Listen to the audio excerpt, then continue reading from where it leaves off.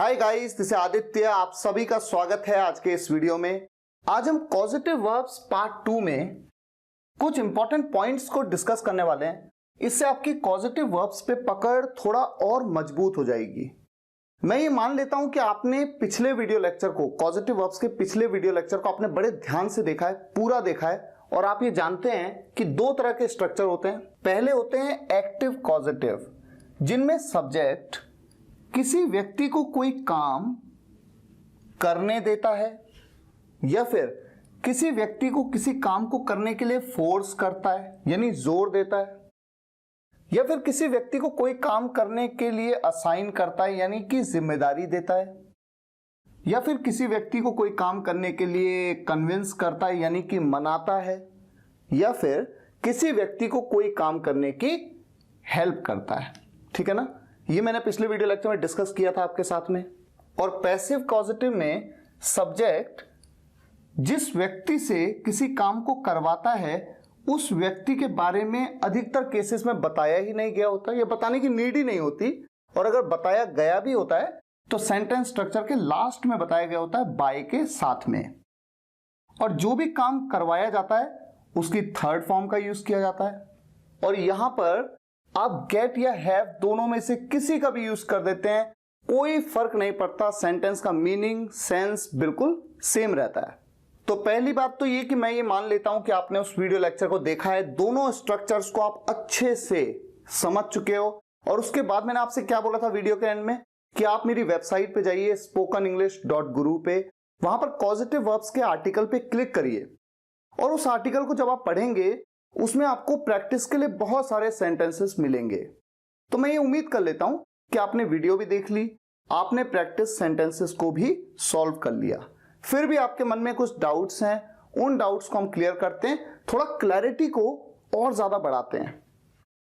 तो देखिए, point number 1, कोई भी सेंटेंस जो एक्टिव पॉजिटिव में हो, एक्टिव स्ट्रक्चर हो, जो एक्टिव पॉजिटिव, उस सेंटेंस को जब आप मेक के साथ बना सकते हैं ना, तो उसी सेंटेंस को आप गेट के साथ भी बना सकते हैं। बस फर्क इतना है कि पिछले वीडियो लेक्चर में मैंने आपको ये बात बताई हुई है, जब भी लेट आएगा, लेट के सेंटेंस में यहां पर वर्ब की फर्स्ट फॉर्म से पहले टू का यूज नहीं होगा। लेट के साथ नहीं होगा, मेक के साथ नहीं होगा, हैव के साथ नहीं होगा, लेकिन गेट अगर आ गया तो उसके साथ में 100% होना है। आपको टू का यूज जरूर करना है वर्ब की फर्स्ट फॉर्म से तुरंत पहले। और हेल्प के साथ आप कर भी सकते हैं, नहीं भी कर सकते हैं, करें ना करें, सेंटेंस ग्रामेटिकली बिल्कुल करेक्ट होता है। ठीक है, तो लेट और हेल्प में तो कोई कंफ्यूजन है नहीं। अधिकतर स्टूडेंट्स को कंफ्यूजन होता है मेक, हैव और गेट के यूज में। तो ये जो पहला पॉइंट है, इसमें मैं आपको ये बताना चाहता हूं कि जिस भी सेंटेंस को आप मेक के साथ बना सकते हैं उस सेंटेंस को आप गेट के साथ जरूर बना सकते हैं, जरूर 100% बना सकते हैं। फर्क सिर्फ इतना है कि ऐसे में आप टू का यूज करें। एग्जाम्पल लेते हैं, जैसे मान लीजिए इस सेंटेंस की बात करो, ये सेंटेंस फ्यूचर इंडेफिनिट टेंस में, कोई डाउट नहीं है इसमें। I will make you go to market, मैं आपको मार्केट भिजवाऊंगा। आप क्या काम करेंगे? जाने का। तो देखिए, आई सब्जेक्ट है, विल मेक का यूज हुआ, और आप जानते हैं कि इसका यूज जिस भी टेंस में होगा उसी टेंस के हिसाब से ही तो वर्ब का यूज होगा। ये देखिए, विल का यूज हो रहा है यहां पर, helping verb. I will make, उसके बाद पर्सन है आप क्या काम करते हैं वो इंपॉर्टेंट है, जाने का। ये नहीं कि मैं आपको मार्केट भिजवाऊंगा के लिए, भिजवाने के लिए आप सेंड का यूज कर दें, सेंड नहीं, क्योंकि आप क्या काम करते हैं वो इंपॉर्टेंट है। ये जो पर्सन है ये क्या काम कर रहा है? ये काम कर रहा है जाने का, इसलिए यहां पर गो का यूज है। तो जहां पर भी आप देखते हैं मेक का यूज हो रहा है वहां पर आप गेट का यूज कर सकते हैं, लेकिन आपको टू का यूज जरूर करना होगा। टू का यूज कहां पर होता है? वर्ब की फर्स्ट फॉर्म से पहले, इस तरह से। तो पहली बात तो क्लियर हो गई कि मेक जहां पर भी आया उस सेंटेंस को आप गेट के साथ भी बना सकते हैं। तो इस सेंटेंस को दो तरीके से आप बोल सकते हैं। इस सेंटेंस को कि मैं आपको मार्केट भिजवाऊंगा, I will make you go to market, या फिर I will get you to go to market. दूसरा सेंटेंस देखिए, I have a boy clean my car every day. I subject, have, a boy एक लड़का, वो लड़का काम करता है ना, क्या करता है वो? क्लीन करने का, क्लीन वर्ब की फर्स्ट फॉर्म और उसके बाद पूरा ऑब्जेक्टिव पार्ट, माई कार एवरी डे। तो इस सेंटेंस का मतलब क्या है? इस सेंटेंस का मतलब है कि मैं अपनी कार रोज एक लड़के से साफ करवाता हूं। मैं एक लड़के से अपनी कार रोज साफ करवाता हूं, ये इस सेंटेंस का मतलब। क्योंकि पॉजिटिव वर्ब में आप किसी काम को करते नहीं बल्कि किसी दूसरे व्यक्ति से उस काम को करवाते हैं। अब यहां पर आप देख सकते हैं कि हैव के साथ में यहां पर टू का यूज नहीं हुआ है, तो होगा भी नहीं, क्योंकि ये बात मैंने आपको पिछले वीडियो में बताई है कि पॉजिटिव वर्ब की तरह जब हैव का यूज हो रहा है तो यहां पर टू का यूज नहीं होगा। क्योंकि अगर इस सेंटेंस को, अच्छा इस सेंटेंस में एक बड़ी अच्छी क्वालिटी है, अगर मैं यहां पर टू का यूज कर लूं, मान लीजिए मैं कह देता हूं I have a boy to clean my car every day, ऐसे में तो इस सेंटेंस का मतलब पता है क्या हो जाएगा? मेरे पास एक लड़का है, क्योंकि हैव का यूज पास है के सेंस में भी तो किया जाता है ना, सिंपल सेंटेंसेस के वीडियो लेक्चर में बताया मैंने आपको। मेरे पास एक लड़का है, क्या करने के लिए? साफ करने के लिए। क्या? मेरी कार हर रोज। मेरे पास अपनी कार साफ करने के लिए एक लड़का है, ये तो ये बन जाएगा इस सेंटेंस। ऐसे केस में ये पॉजिटिव नहीं रह गया।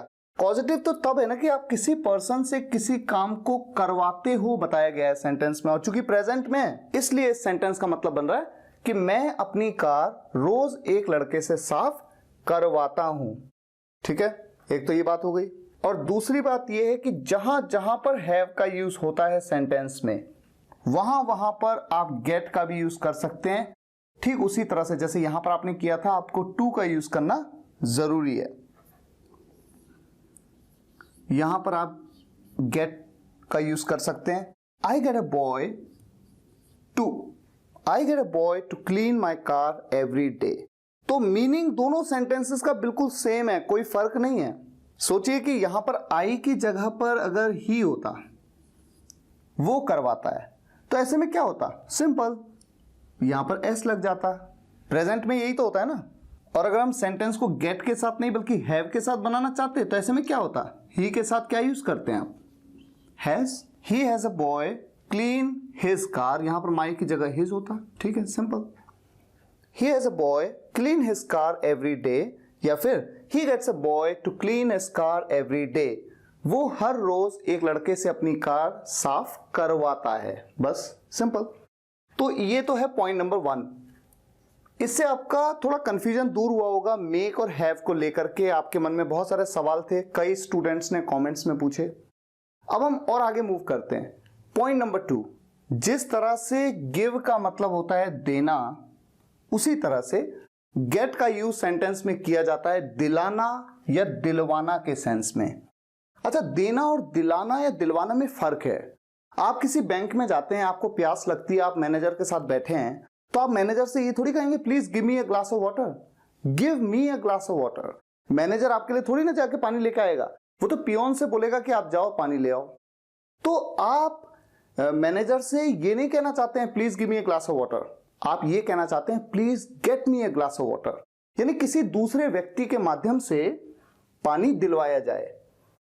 तो जब भी सेंटेंस में किसी दूसरे व्यक्ति से कोई काम करवाने की बात होती है, यही तो होता है पॉजिटिव वर्ब। एग्जाम्पल देखिए, जैसे आपके सामने है, he gave me a book, उसने मुझे एक किताब दी। यहां पर देने के लिए गिव की सेकंड फॉर्म गेव का यूज किया गया, क्योंकि पास्ट इंडेफिनिट टेंस का सेंटेंस है। ठीक उसी तरह से उसने मुझे एक किताब दिलाई या दिलवाई, दिलाई बोलो चाहे दिलवाई बोलो, बात तो एक ही है, किसी थर्ड पर्सन के माध्यम से। पास्ट इंडेफिनिट टेंस का सेंटेंस है, इसलिए वर्ब की सेकंड फॉर्म गेट की सेकंड फॉर्म गॉट का यूज किया गया। Please give me a glass of water, कृपया मुझे एक ग्लास पानी दे दीजिए। Please get me a glass of water, कृपया मुझे एक ग्लास पानी दिलवा दीजिए। अपने से बड़ों से, किसी सीनियर से हमेशा गेट का यूज करेंगे, गिव का नहीं। अच्छा, यहां पर एक और सेंटेंस है, I got my hair cut, मैंने अपने बाल कटवाए। अब यहां पर कई स्टूडेंट्स को यह कंफ्यूजन रहा कि यह सेंटेंस एक्टिव कॉजेटिव का है या पैसिव कॉजेटिव का। तो इसमें तो कोई कंफ्यूजन होना ही नहीं चाहिए। आई गॉट या हैव, यहां पर गॉट की जगह पे हैव की पास्ट फॉर्म हैड का भी यूज कर सकते हैं, सेम सेंटेंस में कोई फर्क नहीं है। किस चीज की बात हो रही है, थिंग क्या है, किस पर काम हुआ, माई हेयर, और क्या काम हुआ, काटने का, कट मतलब काटना, उसकी थर्ड फॉर्म कट का यूज किया गया है। अच्छा, आप में से कईयों को इसलिए भी कंफ्यूजन हुआ होगा इस सेंटेंस में क्योंकि आपको नहीं पता हो शायद कि कट की तीनों फॉर्म्स कट होती हैं, कट कट कट। और आप देख सकते हैं इस सेंटेंस में ये नहीं बताया गया कि बाल काटे किसने। अच्छा, ये तो ऑब्वियस है, हम चाहें तो बता सकते हैं, बाय अ बार्बर, या फिर आप हेयर ड्रेसर भी कहते हैं, हेयर ड्रेसर।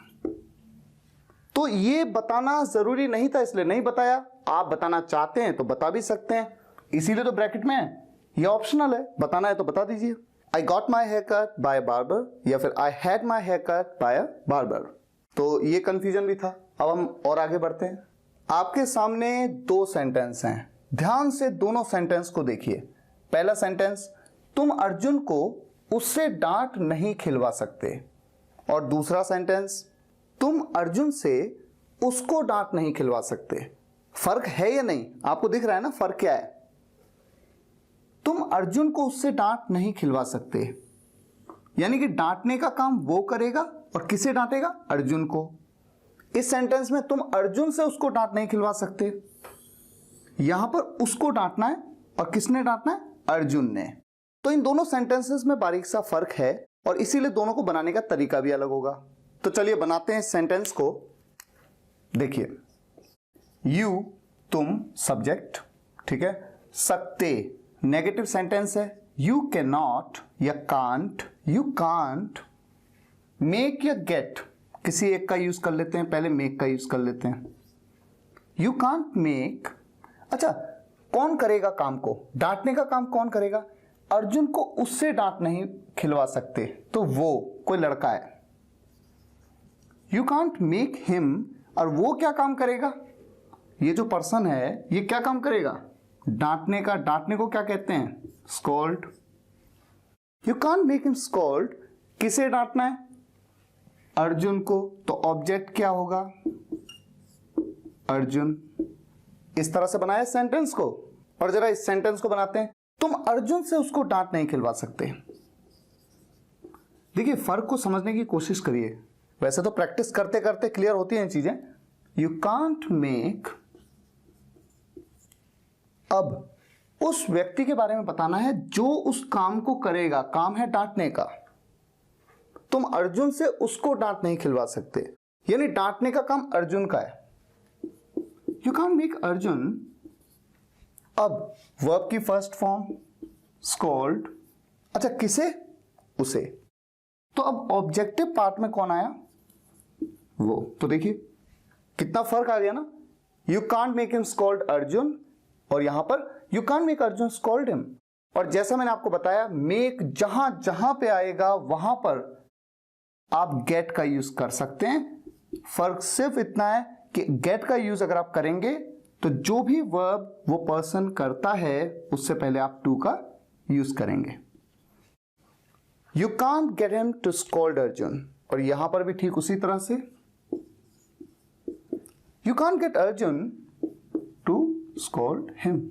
है ना इंटरेस्टिंग, सारा खेल प्रैक्टिस का है। और केवल यही डाउट्स नहीं है, इस तरह के बहुत सारे डाउट्स हैं आपके मन में, लेकिन जितना प्रैक्टिस करेंगे उतना क्लियर होगा। मैं फिर से कह रहा हूं, आप मेरी वेबसाइट पे जाइए spokenenglish.guru पर, वहां पर पॉजिटिव वर्ब्स पे क्लिक करिए, उस आर्टिकल को पढ़िए, और वहां पर प्रैक्टिस के लिए बहुत सारे सेंटेंसेस हैं। मुझे उम्मीद है आज के इस वीडियो से आपके कई डाउट्स क्लियर हुए होंगे पॉजिटिव वर्ब्स को लेकर के। अगर आपको ये वीडियो लेक्चर पसंद आया हो तो लाइक जरूर करिएगा, शेयर जरूर करिएगा, कम से कम एक व्हाट्सएप और फेसबुक ग्रुप में, और कमेंट्स में भी बताइएगा कि वीडियो कैसा लगा। Thank you so much for watching this video guys. फिर मुलाकात होगी नेक्स्ट वीडियो लेक्चर में। Take care, good bye. सभी वीडियोस एक के बाद एक देखने के लिए आप चैनल की प्लेलिस्ट में जाइए या फिर स्पोकन इंग्लिश गुरु एंड्रॉइड ऐप इंस्टॉल कर लीजिए। आप चाहे तो कंप्लीट कोर्स किट भी मंगवा सकते हैं, जिसमें मेरी सभी बुक्स हैं और साथ ही लेसन वाइज वीडियोस की पेन ड्राइव भी। विजिट करिए मेरी वेबसाइट www.spokenenglish.guru। अगर आप एक सक्सेसफुल ब्लॉगर बनना चाहते हैं तो आप मेरा ब्लॉगिंग कोर्स भी ज्वाइन कर सकते हैं, जिसमें आपको 6 मंथ्स का फ्री टेक्निकल सपोर्ट दिया जाता है। अधिक जानकारी के लिए विजिट करिए www.vmakebloggers.com।